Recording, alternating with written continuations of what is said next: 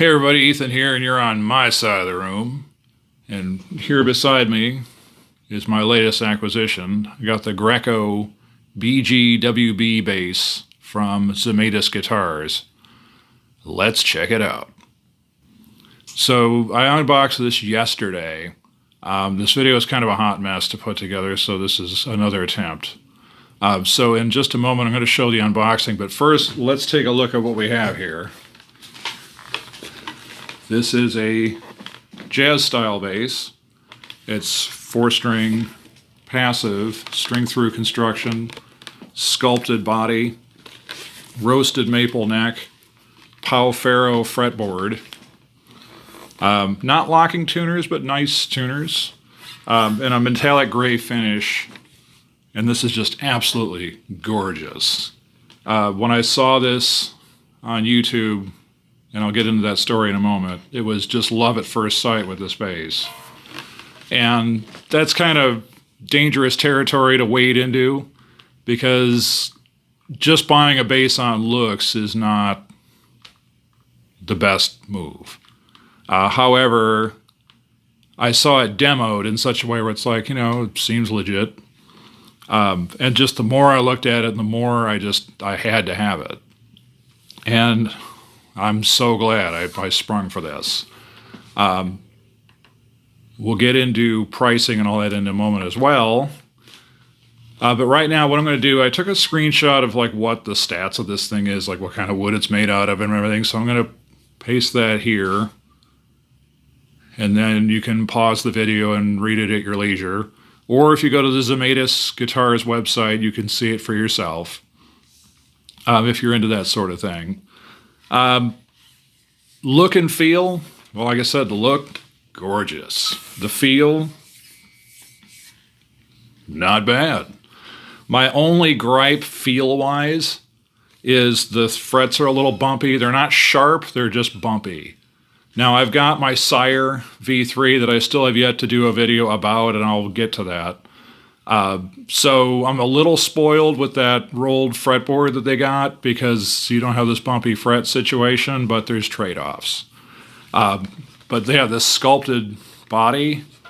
It's a 20 fret neck. I don't usually play this high up the neck anyway. So of course last night when I was messing around with the bass I did. But it's just smooth sailing the whole way from down to here all the way to the far end of the neck here.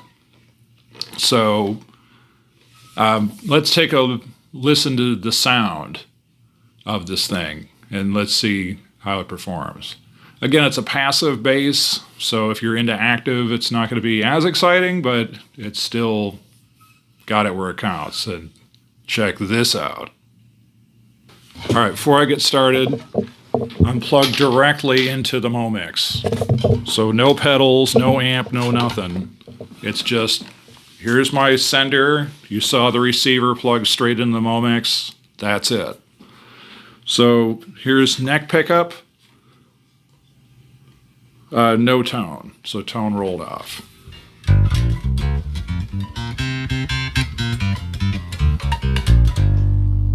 Just that volume.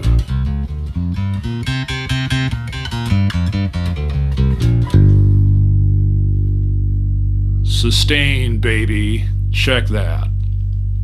I love that string through construction, and I love this sustain. This is insanity.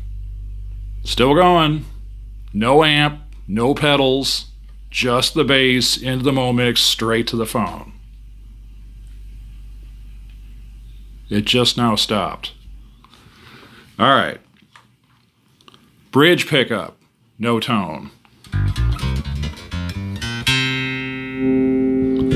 Oop. All right, bridge pickup, no tone.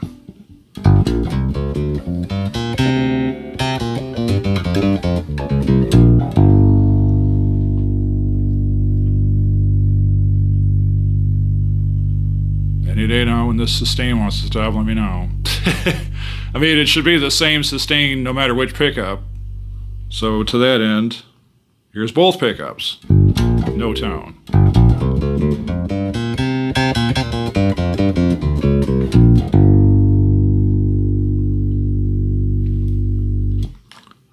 both pickups full, or neck pickup full tone.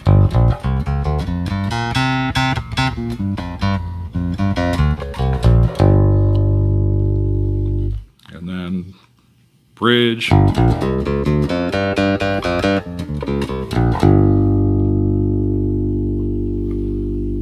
Both.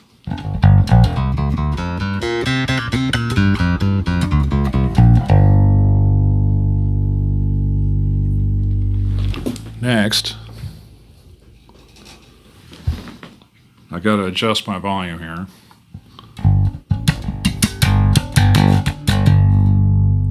Let's go about half tone.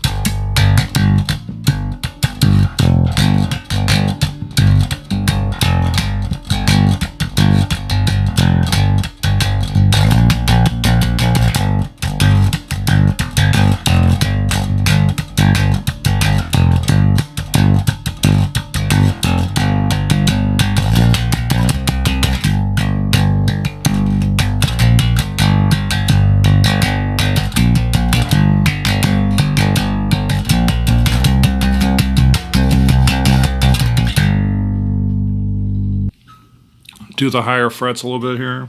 I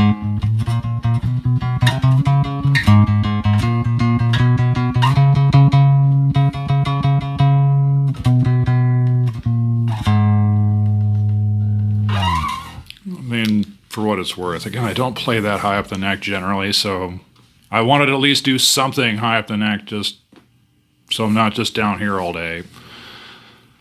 So, what do we think? Well, this is the cheapest bass that I know of that Rena from Tokyo Groove Jyoshi plays. Her go-to bass that I'm noticing tends to be a Black Smoker by Black Cloud P bass that goes for a mere $3,000. I can't spend that kind of money on a P bass ever, ever, ever. Her other bass that I'll see her posing with in photos more than anything is a Suji bass that's $5,000. And it's $5,000 mostly because it's like, you know, the most exotic woods found on the moon and stuff. But as to whether or not you can justify the expense, I can't. I'm glad that she has one. I don't know how she got it, but cool for her. So this, normally... to get it from Japan, the starting point of cost is $1,200. Then there's shipping, then there's any, you know, import fees or whatever. But you're looking at a minimum of $1,200. Well, in an act of desperation, I Googled it one day, and I'm like, is there any other way I can get this bass, or is that it? Like it's eBay, Reverb maybe, or Japan. Well, Zemaitis Guitars is owned by the same people who own Greco. And so they have a presence here in the US and California. Well, they're selling this bass currently for $699 US, and they crossed out their retail of $1,000. So I caught them on a flash sale at the end of the year last year. I paid less than $600 new for this, shipped. So, yeah. So, here's the thing about this bass. This is a marked improvement in quality over my other basses. I worked my way up to this. I really feel as though I've paid my dues, and this is a lifetime investment. Not an investment like, you know, it's like stocks or Bitcoin or something where one day it'll be worth millions of dollars. I don't mean that. What I'm saying is there's a lot of entry-level, just frankly garbage basses out there, and that's what their role is. Like Glary, I'm not dissing Glary, but just I think they know. They know that their product is just entry-level, kind of trash, like to get you into playing. They're not meant to be forever basses. Now, they might disagree with that, but they'd be wrong. They're not putting in the level of quality control on these to make them lifetime basses. And that's completely fine. It has its place in the greater ecosphere.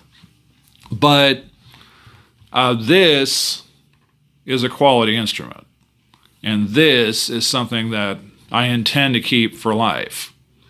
And everything about this, like there's nothing about this I need to upgrade. If I really want to upgrade the pickups, I could if I want to do, but I don't know why I would. There's nothing wrong with the electronics that would make me think I need to do anything to it. The only thing I see changing on this over time is the strings. And like I said, I might file down the fret ends just a little bit just because they're so bumpy, but that's fine. Maybe locking tuners. Again, I've never had locking tuners. I don't know kind of like what I'm missing. So it could go either way. But I've said before on this channel, I'll say it again, I am not here to sling gear. You're not going to see me unboxing a bunch of basses all week and going on and on about this thing and that thing. Everything you see in this picture was bought with my own money. So nobody gives me stuff. If anybody ever does, I will tell you. That's my promise to you, that I will disclose if I get stuff sent to me by people. So if I tell you this is a quality bass, I'm telling you because I want to tell you. And I'm really excited about this bass. I was so glad to get this yesterday and rip into the box. And so, yeah. Love it, love it, love it. And that sustain, man. I'm just, whoa. I mean, it'll probably keep sustaining while I'm talking to close this video up. I don't put links in the description because, just to further underscore, I'm not here to sell this for them, and I'm not promoting it like they told me to do it. But if you Google Greco Bass, you'll find Zemaitis' website, and you can see it for yourself. And if you want one too, you can get one. Domestically in the US, that's the route I would recommend going, not through eBay or Reverb. Just saying. I mean, unless you like spending extra money on stuff, go for it. But it's the same bass. So might as well save the monies.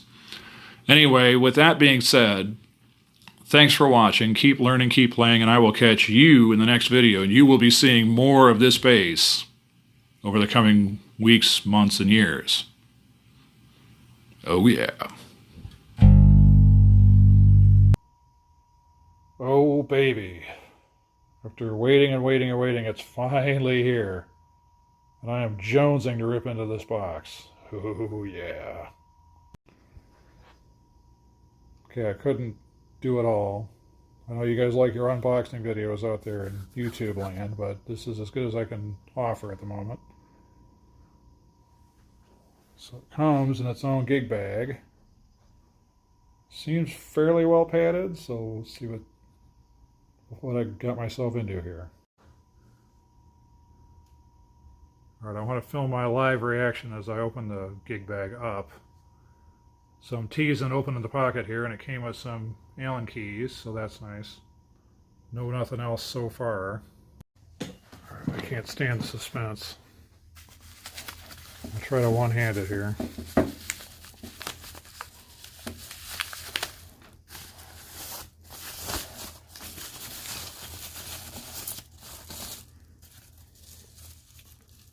So far it looks like the picture.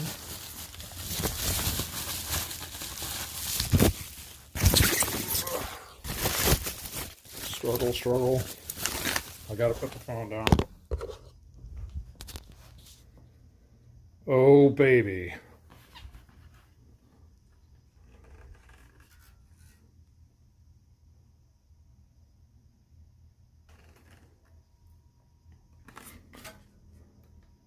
They even did string through with it right out of the box, which I appreciate. True bone nut instead of this fake Amazon stuff. It's a passive high mass bridge, volume tone. Got the plasticky stuff to get off of there.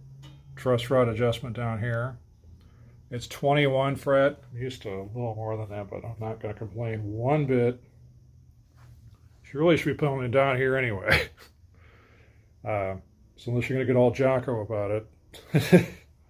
I tend to not be that high up the neck anyway. Gorgeous. Absolutely gorgeous.